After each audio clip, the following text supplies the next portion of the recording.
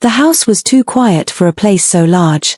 With its marble floors and cold chandeliers, it echoed more than it sang. Alina often told herself she should be used to it by now, the silence, the luxury, the absence of warmth. But 8 months into her pregnancy, silence had started to feel like a warning. She stood on the balcony of the east wing, her hands resting protectively over her belly. The garden below, perfectly trimmed and symmetrical, seemed like a reflection of the life she now lived, pristine, beautiful, and controlled by someone else. Her heart beat faster these days, not because of the child she carried, but because of the man she once believed would keep her safe, her husband, Kaber. Kaber was a millionaire tech entrepreneur, quiet, precise, and emotionally distant. When Alina met him, he was charming, soft-spoken, and mysteriously sad, a man with a storm behind his eyes. He told her she was his peace. He told her he needed her more than anything. And for a time, he meant it. But after their wedding, everything changed. The affection turned to absence. Conversations became instructions. Smiles faded into distracted nods. Kaber's family had never approved of her. His mother, a matriarch known more for her wealth than warmth, often called Alina too simple for their lineage. His 2 brothers ignored her, and their wives pretended she didn't exist. In truth, Alina had learned to live like furniture, present, polished, and mostly silent. Still, she had hope. The baby in her womb was a heartbeat she clung to, a promise of something better. Until the day she heard the voice that would shatter it all. It was late afternoon. The rain had started early, tapping on the windows like nervous fingers. Alina had gone downstairs to the library, hoping to find a book to distract her. As she passed the guest salon, she heard a familiar laugh, low, sultry, and cruel. Naila. Alina froze. Naila was Kaber's longtime business acquaintance. Tall, glamorous, and dripping with confidence, Naila visited often, too often. The staff always seemed to straighten their backs a little more when she entered. Alina had once asked Kaber about her, only to be dismissed with a curt, "She's just an investor." But that voice on the other side of the door wasn't talking business. "I'm serious," Naila said, her tone sharp, impatient. "We can't wait any longer. She and that baby won't live to see next week." Alina's heart stopped. She leaned closer. "I've done everything you asked," Naila continued. "But Kaber is cracking. He's slipping. If she stays around much longer, she'll ruin everything." A pause. "I'll handle it. Just make sure he's distracted when the time comes." Alina stumbled back, her hand flying to her mouth. Her breath came in shallow gasps. The carpet felt like it might give way beneath her. She wasn't just unwanted. She was in danger. Suddenly, the rain sounded louder. Thunder rolled in the distance. She turned and walked as calmly as she could toward the stairs, her entire body trembling. In her bedroom, she closed the door, pressed her back against it, and slid down to the floor. Her mind raced. Who else was involved? Was Kaber in on it? Or was he as trapped by Naila as she was? She wanted to believe he still cared. But believing meant risking her life and her baby's. Alina reached for her phone but stopped. Calling someone could alert Naila. There were cameras everywhere in the house, and staff who answered only to Kaber's mother. She was isolated, just as they wanted her to be. She looked down at her belly. A tiny kick reminded her she wasn't alone. "No one is going to hurt you," she whispered, her voice cracking. "Not while I'm breathing." That night, Alina barely slept.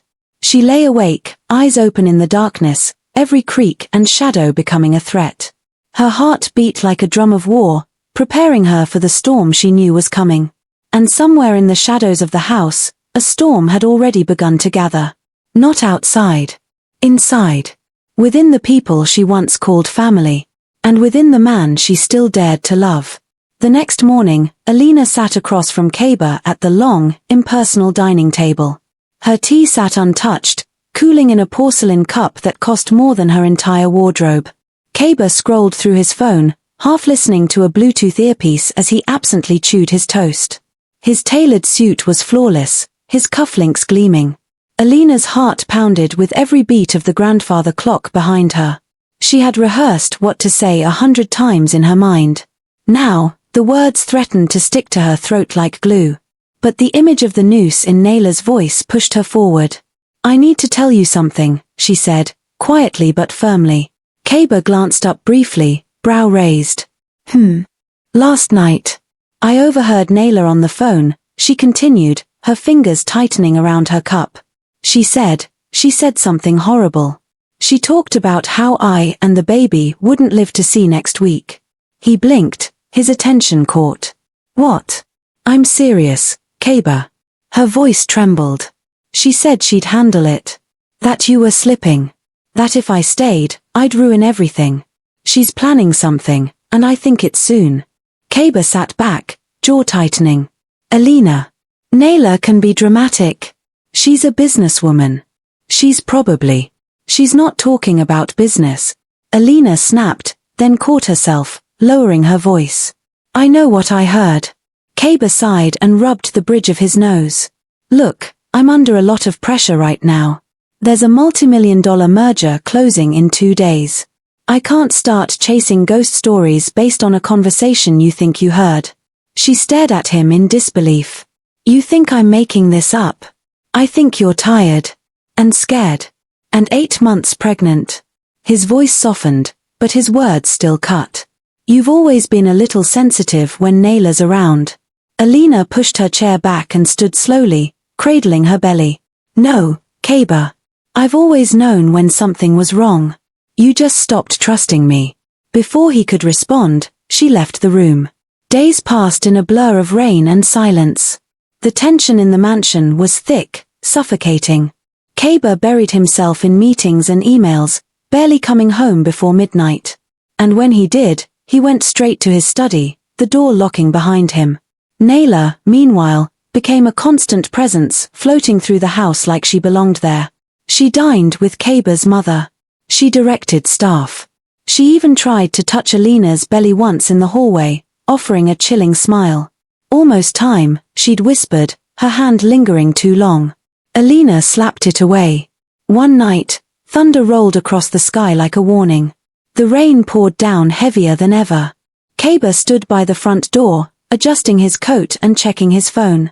I have to go, he muttered. There's an emergency meeting at the firm. At 10 p.m.? Alina asked. It's critical. Before she could argue, he kissed her forehead absently and disappeared into the rain. Alina turned slowly to find Nayla standing at the top of the stairs. Alone. Smiling. A long silence passed between them before Nayla spoke. Looks like it's just us girls tonight. Nayla descended the staircase like a queen, her silk robe trailing slightly behind her. She moved with the grace of someone who had always known the world would bow to her, and when she reached the bottom, she found Alina still standing near the door, arms crossed tightly over her belly. You look pale, Nayla said, her voice laced with mock concern. Honestly, Alina, this constant anxiety isn't good for the baby. Alina didn't respond. Nayla tilted her head, examining her like a puzzle she had already solved. I was thinking, maybe you just need a little fresh air. A drive might do you good. Alina narrowed her eyes. In the middle of a thunderstorm? Nayla smiled. Sometimes the storm is exactly what clears your mind. Everything in Alina screamed no, but something about the way Nayla said it, smooth, persuasive, made her hesitate. Maybe if she stayed, things would get worse. Maybe a public road, a few hours away from the mansion, would give her a chance to call for help or think more clearly. Fine, she muttered. But I'll sit in the back. Of course, Nayla replied. Whatever makes you comfortable. Within minutes, the luxury SUV pulled away from the mansion gates, tires slicing through puddles as the rain thickened. Alina sat in the back seat, staring out the window, counting the streetlights as they disappeared behind them. It was late, and the roads were nearly empty. At first, the drive was quiet. Too quiet. Alina noticed they weren't heading toward town or any place familiar. Instead, Nayla veered onto a side road that curved deep into the countryside. The buildings gave way to dense foliage, trees bent under the weight of rain, and winding paths that felt like no one had used them in years. Nayla, Alina said cautiously, where are we going? There's a lake out here, Nayla replied without turning. Supposed to be beautiful in the rain. I don't need a lake. I need to go home. But Naila kept driving, her grip on the wheel tightening. I said take me back, Alina repeated, louder now. Turn around. That's when Naila pressed a button. The locks clicked down. Alina froze. What are you doing? Keeping things simple, Naila said coldly. The SUV veered sharply off the road and into a dirt path flanked by trees. Mud splashed across the windows, and the forest seemed to swallow them whole. Naila, please stop the car. I'm pregnant. You think I don't know that? Naila snapped, finally pulling the SUV to a stop in a small clearing. That baby is the reason this all has to end. Before Alina could react, Naila reached into the glove compartment and pulled out a gun. Alina's scream caught in her throat. Get out, Naila commanded, pointing the weapon with a terrifying steadiness. Alina hesitated. Her entire body was trembling, but the cold, emotionless look in Naila's eyes told her this wasn't a threat, it was a promise. Don't hurt my baby, she whispered, tears flooding her eyes. Naila didn't flinch. Out. Now. Rain poured harder as Alina climbed out, slipping slightly on the muddy ground. Naila came around and grabbed her by the arm, yanking her roughly. They moved deeper into the woods, the storm thundering above, wind howling through the trees. Water soaked Alina's dress, and her swollen belly made it hard to move quickly. She stumbled, nearly falling, but Naila dragged her forward with brute force. Where are we going? Alina cried. Why are you doing this? You were never supposed to last this long, Naila spat. Kaba was supposed to leave you, forget you. But you kept clinging to him, growing in his shadow like a parasite. I gave him time to come to his senses. He didn't. He loves me, Alina said through gritted teeth. He loves this baby. No, Naila hissed. He's weak. And love has nothing to do with power. They reached a clearing with a large oak tree, its roots gnarled and twisted like claws reaching from the earth. There, waiting in the rain, was a rope. Alina gasped, her knees nearly giving out. You don't have to do this, she whispered. You can still walk away. But Naila only smiled. I'm not walking away this time. You are. She shoved Alina forward toward the tree. And the storm raged on. The clearing was silent except for the steady roar of rain against the leaves and the rhythmic pounding of Alina's heart. The tree stood like a looming monument, its thick, gnarled trunk darkened by the storm, its branches sprawling above like cruel arms outstretched. Hanging from one of them was a noose, coarse, wet rope swaying slightly in the wind, waiting. Naila pressed the cold steel of the gun into Alina's back. Step up, she said. Alina shook her head, stumbling backward. Please, she gasped. I'm pregnant. Let me go. You can have everything. Just let me go. But Naila's face was stone. This baby is the anchor. As long as it exists, Kaba will never fully belong to me. He's not a prize, Alina whispered through trembling lips. He's a man, a father, he chose me. He chose wrong, Naila snapped. And you made sure he couldn't change his mind once you got pregnant again. I was patient. I was quiet. But now, I'm done waiting. She shoved Alina forward. The rope hung low, coiled like a serpent, the tree stump beneath it slick with moss and rain. Alina tried to plant her feet, tried to dig her heels into the mud, but her strength was fading, her body heavy with fear and child. Naila stepped around her, grabbed her by the wrists, and with practiced cruelty, began binding her hands. You don't have to do this, Alina whispered. You're not a killer. Oh, but I am, Naila said softly. You just never noticed. The rope was rough and tight. Naila slipped it over Alina's head with methodical care, tightening it just enough to steal her breath for a moment. Alina began to sob, the tears lost in the rain. She looked up at the tree's canopy and saw nothing but shadows and water dripping through the branches. Her lips moved without sound, praying. Praying not just for her life, but for the tiny one inside her. God, please, she mouthed. Don't let this be how we go. Don't let my baby die here.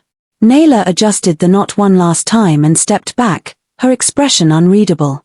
Alina, she said coldly, this isn't personal. It's just necessary. Alina coughed, her voice barely audible. You'll never have him. Even if I die, he'll never love you. For the first time, Nayla's hands trembled. She hesitated. Then thunder cracked above them, a sharp, violent sound that echoed through the trees. Nayla turned away quickly, as if the sky itself had judged her. But Alina saw it. That split second of doubt. She began praying louder, no longer caring if Nayla heard. Her voice rose like a song of desperation, carried through the storm. Ya Allah, please, please, I beg you. And then she heard something else. Not thunder. Not the wind. But a faint sound in the distance, something moving. Tires against mud. Footsteps. Nayla didn't seem to notice. She stepped forward to kick the stump. Alina closed her eyes and hoped the miracle would come before the rope did its work. Kaber sat alone in his study, the soft glow of his laptop screen casting pale light on his tired face. Rain battered the windows behind him, but he hardly noticed. His mind was a mess of numbers, contracts, and missed calls from Alina. A sharp ping broke the stillness. A new message. No number. He frowned. When he clicked on it, a single image loaded. His breath caught. Alina. In the rain. Tied. A thick rope around her neck, standing on a stump beneath a towering tree. Her dress clung to her swollen stomach, soaked through, and her expression, dear God, was that of a woman who had given up hope. The photo was taken just moments before. A live image. The timestamp blinked on the screen, 9:37 p.m. It was 9:40 now. Kaber shot to his feet, the chair toppling behind him. No, no, no. He grabbed his phone and dialed Alina. No answer. Again. Voicemail. His chest heaved as a wave of nausea swept through him. Nayla, he whispered. Only she could have sent this. This was no random threat. It was a game. A final, wicked message. And he had been too blind to see it coming. Images of Alina flooded his mind, their wedding day, her laughter in the garden, the way she held the first ultrasound photo with tears in her eyes. She had loved him with a fierceness he never deserved. And he had turned his back on that love, letting his silence become complicity. He had let Nayla twist the truth, manipulate his doubts, and push Alina into shadows. But this was unforgivable. Kaber snatched his car keys and sprinted out the front door into the pouring rain. The guard at the gate called after him, but Kaber didn't hear. He only heard the blood pounding in his ears and the scream inside his head, find her. He dialed his tech advisor while tearing down the flooded street. Rummy, track Nayla's last known location. Car GPS, phone anything. Use the internal security feed if you have to. I'll owe you my life. Within minutes, Rummy sent coordinates. An off-grid forest road. Abandoned. Wet. Dangerous. Kaber floored the accelerator. With every turn, memories pelted him harder than the rain. The way Alina had pleaded with him just days ago. The fear in her voice. And how easily he had dismissed her because of pride, pressure, and his damn cowardice. No more, he growled. He'd been a bystander in his own life long enough. Now he would fight for the only thing that ever truly mattered. Lightning flashed above as he turned onto the muddy path, tires sliding across slick leaves and soaked roots. Branches whipped the windshield, the wipers barely keeping up. And then, through the blur of rain and headlights, he saw it. A clearing. A massive tree. And a figure in white. Still. Hanging. A scream tore from his throat as he slammed the brakes and jumped from the car. Alina. Mud sprayed behind Kaber's car as he careened down the narrow road, the rain blurring the windshield faster than the wipers could clear it. The tires struggled to grip the slick pavement, fishtailing with every sharp turn. Still, he pressed harder on the accelerator. Every second was a heartbeat lost. Every delay could be Alina's last breath. His phone lay on the passenger seat, screen lit up with a blinking red dot on an old GPS app he hadn't used in months, one Nayla had once used to track her own car after a valet misplaced it. Ironically, it was her obsession with control that gave him the clue he needed. He had texted her earlier, baiting her with a single line. I know what you did. I'm coming. No reply. But her car's location had updated a minute later.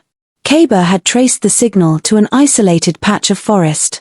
No roads led directly to it, just an old maintenance path from when the estate kept hunting cabins decades ago.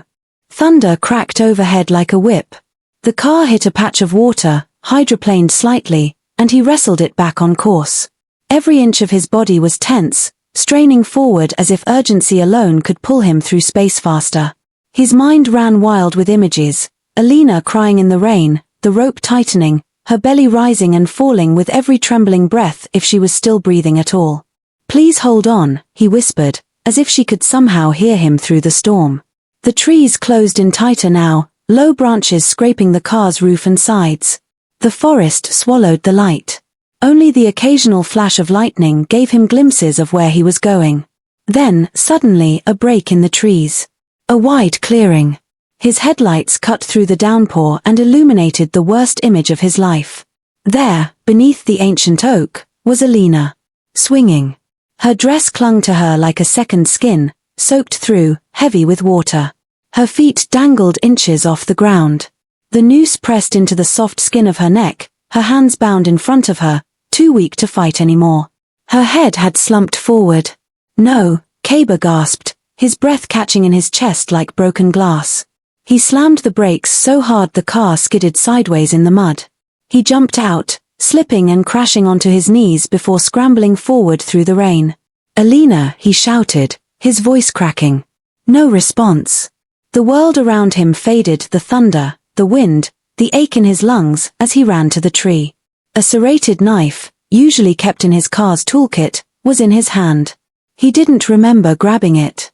He reached her just as the rope began to creak ominously under the weight. "Alina, please stay with me." She didn't move. Kaber leapt, slicing at the soaked rope with blind urgency. With a final scream and one savage stroke, the rope snapped. She collapsed into his arms like a broken angel. Rain pounded the earth like war drums as Kaber raced across the clearing, the knife clutched tight in his hand, his breath coming in ragged bursts. Every second felt like an eternity, every heartbeat thundered louder than the storm. "Alina," he screamed again, his voice raw, desperate. She swayed beneath the tree like a fallen petal caught in the wind. The rope dug deep into her neck, and though her head hung low, Kaber saw her fingers, they twitched. She was alive. Still fighting. "No, no, no, stay with me," he gasped, crashing to his knees in the mud beneath her. His hands, slick with water and shaking with adrenaline, reached up to grasp her ankles, trying to support her weight. The rope creaked above, strained, swollen from the rain but holding fast. "Hold on," he whispered, not sure if it was for her or himself. He stood up, his arms reaching, stretching the knife toward the knot that gripped her life. The blade slid across the soaked fibers, again and again. The coarse rope fought back, stubborn and slick, but Kaber's sobs turned into screams as he sliced harder, faster. "I've got you. I've got you." A final, sharp stroke. Snap. The rope broke. Alina fell forward into his arms, limp and wet and cold as the grave. They collapsed into the mud, his body cushioning her fall, his arms wrapping around her like a shield. "Alina," he cried, brushing the wet hair from her face, shaking her gently. "Look at me. Please look at me, please." Her eyes fluttered. A weak, ragged breath escaped her lips. "Kaber." "I'm here," he choked. "I'm here. It's okay, you're safe now." She coughed violently, her throat marked with a deep red ring. Her lips trembled as she fought to breathe, her entire body quaking. "Our baby," she rasped. His eyes widened. "Our baby. Please, save our baby." Kaber pressed his forehead to hers, a tear escaping despite the rain. "I will. I promise. I'll get you both out of here." He pulled off his jacket and wrapped it around her shivering body. She tried to hold on to him but was too weak to grip. "You're going to be okay," he whispered. "I won't lose you. I won't lose either of you." Lightning flashed again, illuminating the horrific scene, the cut rope dangling from the tree, footprints in the mud, and behind them, somewhere in the darkness, the echo of betrayal. But for now, all that mattered was her heartbeat. And the tiny one still inside her. Kaber scooped her into his arms, mud and blood mixing with the rain, and began to run. The hospital lights were harsh and sterile, a stark contrast to the darkness of the storm they had just escaped. Kaber burst through the emergency room doors, cradling Alina in his arms, her body soaked and motionless, her breathing shallow. "Nurse. I need help. She's not breathing right, she's pregnant, she." Medical staff rushed forward, surrounding them. A gurney appeared. Hands lifted her from his grasp, voices overlapped in urgency. How long was she hanging? Severe asphyxiation. "Get Obi in here," code red. Kaber stood frozen, drenched in rain and mud, watching as Alina disappeared behind swinging double doors. For a moment, everything went silent inside him. The world around him blurred. He couldn't feel his own body. Only the ghost of her weight in his arms. Only the final words she'd whispered. "Our baby. Save our baby." A nurse approached. "Are you her husband?" "Yes," he choked out. "She's critical. We need to act fast. The baby's in distress. We may have to make a decision." Kaber stared at her. "What do you mean? If we can't stabilize both, we may only be able to save one."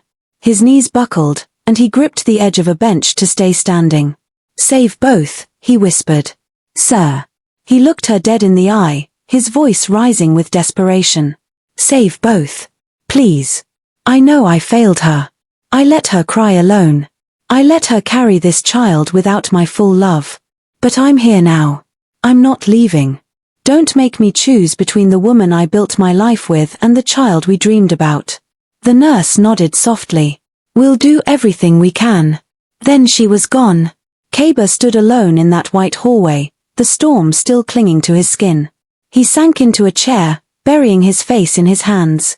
All he could do was pray, truly pray, for the first time in years. For forgiveness. For a second chance. For Alina. For their child. Kaber sat at Alina's bedside, gripping her hand as if it were the only thing anchoring him to this earth. The room was warm, bathed in soft sunlight that peeked through the windows, light that felt like a blessing after endless nights of storm and terror. She stirred. "Alina," he whispered, leaning forward.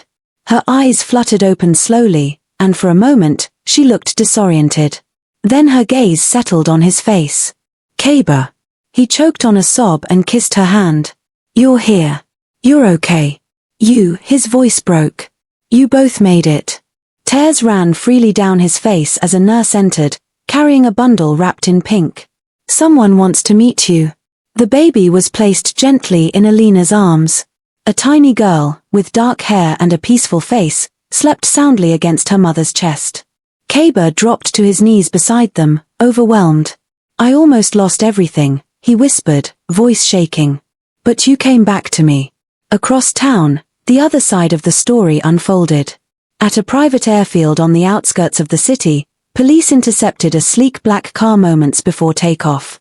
Naylor stepped out in a designer coat and sunglasses, her expression icy and defiant until she saw the officers. She didn't resist. She didn't speak. But her silence did not shield her from the evidence. Surveillance footage, messages, the live photo sent to Kaber, it all came out. The media exploded. Millionaire's mistress behind attempted murder plot. Pregnant wife escapes death by hanging. The headlines flooded the screens for days. In court, the tension was suffocating. Cameras rolled. Reporters filled the seats. Alina sat silently, scar still healing along her neck, her baby sleeping in a carrier beside her. Kaber stood at the witness stand. He looked directly at Naylor, then past her, toward the rows where his own family used to sit, the people who had encouraged him to turn away, to doubt Alina, to chase power over peace. "I ignored the woman who loved me. I let poison enter my home. And I let it stay." He took a breath. "But not anymore." He recounted everything. The manipulation. The threats. The betrayal. His voice never wavered. By the time he stepped down, he had not only exposed Naylor but cut himself clean from the toxic roots of his former life. He walked out of the courtroom into the light, no longer a millionaire hiding behind silence, but a father and husband who had chosen truth even if it cost him everything. The coastal breeze carried the scent of salt and jasmine through the open windows of a modest cottage nestled on a quiet seaside hill. The ocean murmured softly beyond the dunes, its endless rhythm a lullaby for the life Alina had fought to reclaim. Inside the cottage, the sound of tiny giggles filled the air. Safa, now 6 months old, sat on a colorful quilt surrounded by soft toys, her eyes wide with wonder as she tried to crawl toward the sunlight filtering in through the glass door. Alina sat nearby, a warm cup of chai in one hand and a pen in the other, her notebook resting on her lap. The cover read, in bold handwritten letters, "Rain and Rope, a Mother's Fight." It wasn't just a memoir. It was a testament. Page by page, she had poured out the horrors she had endured, the miracle of survival, and the healing that had followed. But more than that, it was a voice, her voice, reaching out to women who felt unseen, unheard, and trapped. Her story had gone viral within weeks of publication. Women from all corners of the country wrote to her letters, emails, messages. Survivors. Fighters. Daughters. Mothers. Each one shared how her words had helped them name their own pain and take their first step toward freedom. "Your story saved me," one letter had read. "I no longer feel alone." Alina hadn't expected the response. She had written the book for herself, for Safa. But it turned into something larger. Something powerful. And it reminded her, even from the darkest place, light could grow. The sound of a shovel striking earth drew her attention outside. She stood and picked up Safa, cradling the little girl against her chest. The sky had begun to shift, grey clouds rolled in from the sea, and droplets tapped gently on the windows. She smiled. Not fear. Not dread. Just rain. She stepped out onto the soft grass, barefoot, Safa snug against her. The garden was small, humble, but alive with wildflowers and herbs. And in the middle, Kaba stood, shirt damp with sweat and mist, hands coated in soil. He was digging a hole. A small sapling leaned beside him, its leaves trembling in the breeze. Not an oak like the one in the forest, but a cherry blossom tree, soft, resilient, and full of promise. He looked up and smiled. "It's ready." Alina walked over slowly, rain kissing her skin, and knelt beside him. "What should we call it?" she asked, brushing her fingers through the wet petals. "New beginnings," he offered. She shook her head gently, smiling at Safa. "Let's call it hope." Kaba nodded, emotion flickering in his eyes. He placed the tree into the hole and began covering its roots with earth. Alina laid a small flat stone beside it, engraved with the date Safa was born. As the rain fell steadily, the three of them remained in the garden, soaked in silence, but bound by something unshakable. Safa cooed and reached upward, her tiny fingers opening toward the grey sky as if it held secrets only she could hear. Alina held her daughter close and looked around the rain, the tree, the sea beyond. And for the first time in a long time, she didn't see ghosts in the shadows. She saw a future. A soft voice broke the moment, her own. A voiceover, as if narrating the memory in the making. "Rain once almost took me. Now, it helps us grow." The camera would fade out on the young cherry tree, rain falling in glistening beads along its leaves, a family huddled beneath it, reborn.